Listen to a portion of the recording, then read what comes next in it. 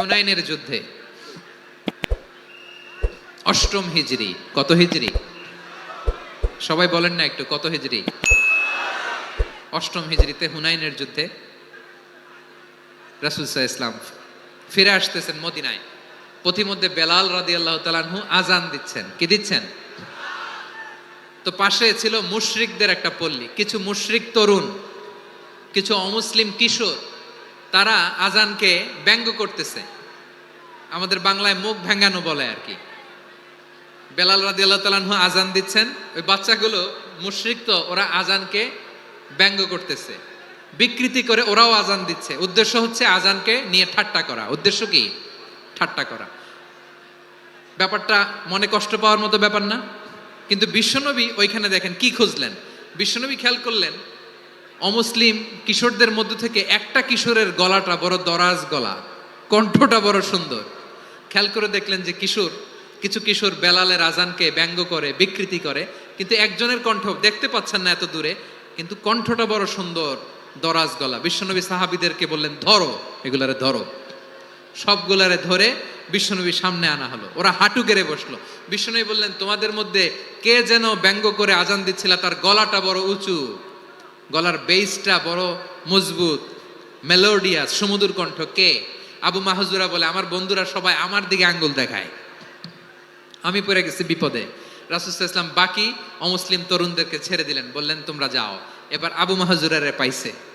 আবু মাহজুরার চুলের মধ্যে হাত দিলেন বিশ্বনবী, মাথায় হাত দিয়ে বললেন, এবার আজান দাও দেখি। আবু মাহজুরা বলে, আমি তো আজান দিতে জানি না, কারণ আমি তো বেলালেরটা শুইনা দিছি, আমার তো মুখস্থ নাই, আমি তো আজান দিতে জানি না। বিশ্বনবী বললেন, জানো না? তাহলে আসো, আমি তোমারে শিখাই দেই। সুবহানাল্লাহ পড়েন। আবু মাহজুরা হাঁটু গেড়ে বসে, বিশ্বনবীর মোবারক হাত আবু মাহজুরার চুলের মধ্যে। বিশ্বনবী আজানের মুআল্লিম আবু মাহজুরাকে বলতেছে, ঠিক আছে তোমারে শিখাই দিচ্ছি, আমি যা যা বলবো আমার সাথে সাথে বলো, পারবা? আবু মাহজুরা বলে, পারবো। বিশ্বনবী আজান দিচ্ছেন মাথায় হাত দিয়ে, আল্লাহু আকবার, আল্লাহু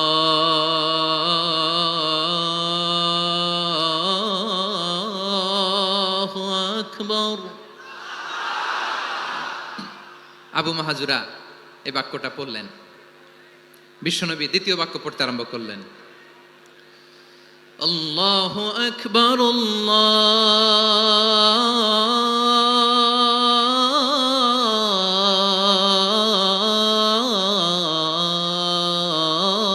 আল্লাহু আকবার। আবু মাহজুরা এই বাক্যটাও বললেন। বিশ্বনবী আবু মাহজুরার মাথার মধ্যে হাত দিয়ে তৃতীয় বাক্য পড়লেন, আশহাদু আল্লা ইলাহা ইল্লাল্লাহ।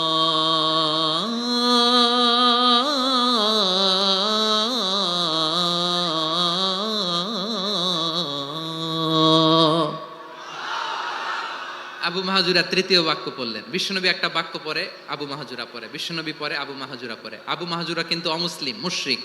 আবু মাহজুরা বলে, এক একটা বাক্য পড়ি আমার কলিজাটা গলে ঠান্ডা হয়ে যায়।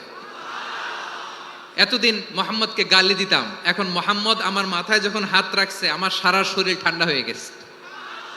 বিশ্বনবী আজান শিখাচ্ছেন, একটা একটা বাক্য পড়ে আবু মাহজুরাও পড়ে, বিশ্বনবী পড়ে, আবু মাহজুরাও পড়ে।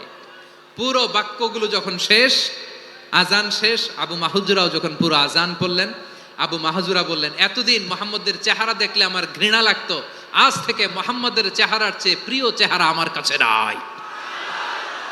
আবু মাহজুরা বললেন, ও মুহাম্মদ, আজানের বাক্য তো আপনি আমারে শেখালেন, এখানেই শেষ করবেন না, আপনি আমারে পড়ায় দেন, লা ইলাহা ইল্লাল্লাহু মুহাম্মাদুর রাসূলুল্লাহ সাল্লাল্লাহু আলাইহি ওয়াসাল্লাম। বিশ্বনবীর সাথে দাঁড়িয়ে উনি শাহাদা পড়ে মুসলমান হয়ে গেলেন। এবার আবু মাহজুরা বলে, ইয়া রাসূলুল্লাহ, ইয়া হাবিবাল্লাহ, আমি মুমিন হয়েছি, মুসলমান হয়েছি, আপনার কাছ থেকে আজান শিখার সৌভাগ্য আমি লাভ করেছি গো নবী।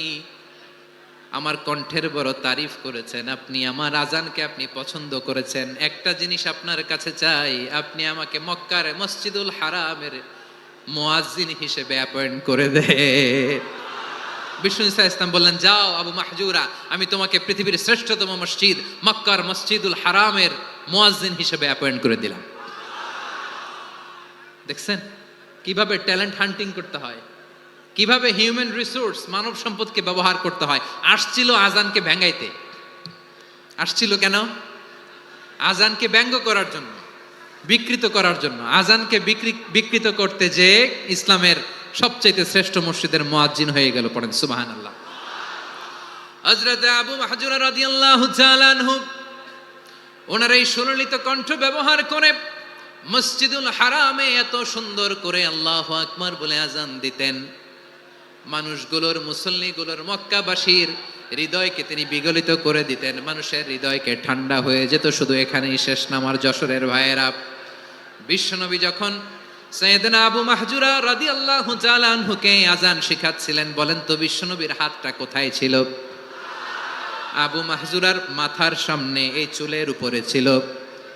আবু মাহজুরা ওই স্মৃতিটাকে ধারণ করবার জন্য, ওই স্মৃতিকে বহন করার জন্য বিশ্বনবীর মোবারক হাত আবু মাহজুরার কপালের চুলের যেই জায়গায় লেগেছে, মৃত্যুর আগের দিন পর্যন্ত আবু মাহজুরা মাথার ওই চুলে কোনোদিন ছুরি আর কামার লাগায় নাই, সেখানে কেচি লাগায় নাই, চুলের মধ্যে খুর লাগায় নাই।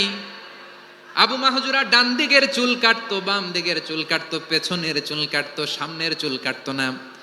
আবু মাহজুরা রাদিয়াল্লাহু তাআলা আনহুর সামনের চুলগুলো বড় হতে হতে যখন এত বড় হয়ে যায়, তিনি চুলগুলো পেঁচিয়ে মাথার মধ্যে রাখতেন।